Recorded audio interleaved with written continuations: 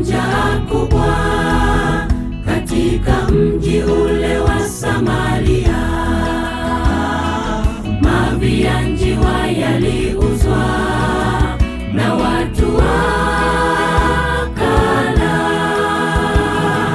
Kina mama walikula watoto wao waliowazaa.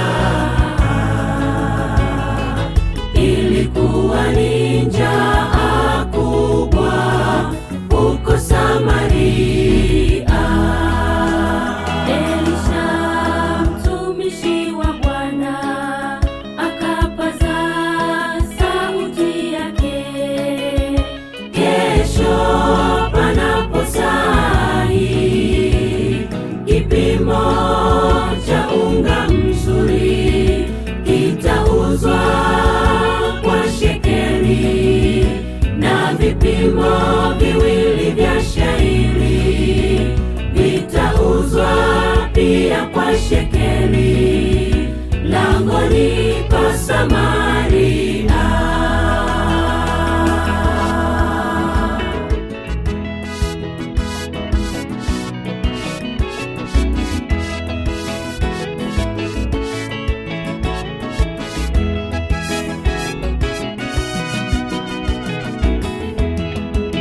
Ndipo akida wa mfalme akamjibu mtumishi wa Bwana, tazama, kama Bwana angefanya madirisha mbinguni, je, jambo hili lingewezekana? Akambeza mtumishi wa Bwana Elisha, akamjibu, angalia, wewe utaona kwa macho yako, lakini utakila.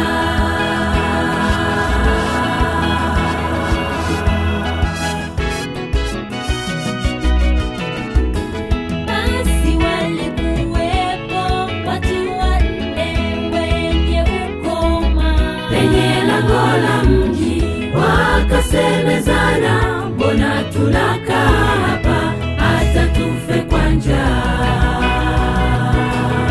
Tukisema twende mjini, huko nako wanalia kwa njaa. Sasa sisi tufanye nini? Mbona tunakufa? Tukisema tukae hapa, ni hakika tutakufa kwa njaa. Sisi tufanye nini? Kilikuwa ni kikao kigumu kisicho na majibu rahisi. Tumaini kwao lilitoweka, huzuni kubwa iliwatawala, hawakuwa nayo hakika ya kufika kesho. Tumaini kwao lilitoweka, huzuni kubwa iliwatawala, hawakuwa nayo hakika ya kufika kesho. Ndugu zangu, ni bora tuondoke, tuyakabili majeshi ya Washami, na kama watatuua, ni bora tufe tu. Wakaondoka wakoma wanne kwa imani kuwakabili Washami. Majeshi ya Washami yakakimbia na chakula. Majeshi ya Washami yakakimbia na chakula.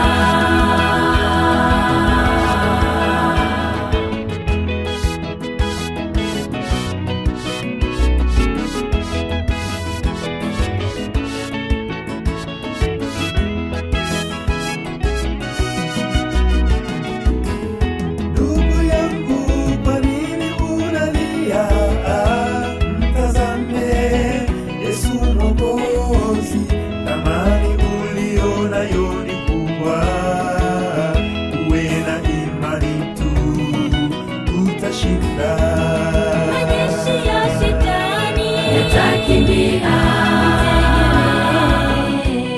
Yesu Mwokozi, shida uliyo nayo itakoma. Yesu Mwokozi, magonjwa uliyo nayo yatakoma. Yesu Mwokozi, majeshi ya shetani yatakimbia.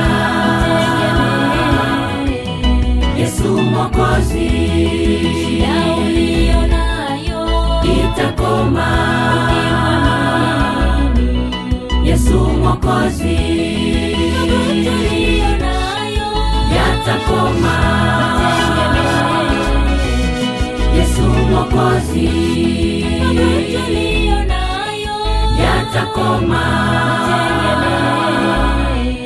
Yesu Mwokozi.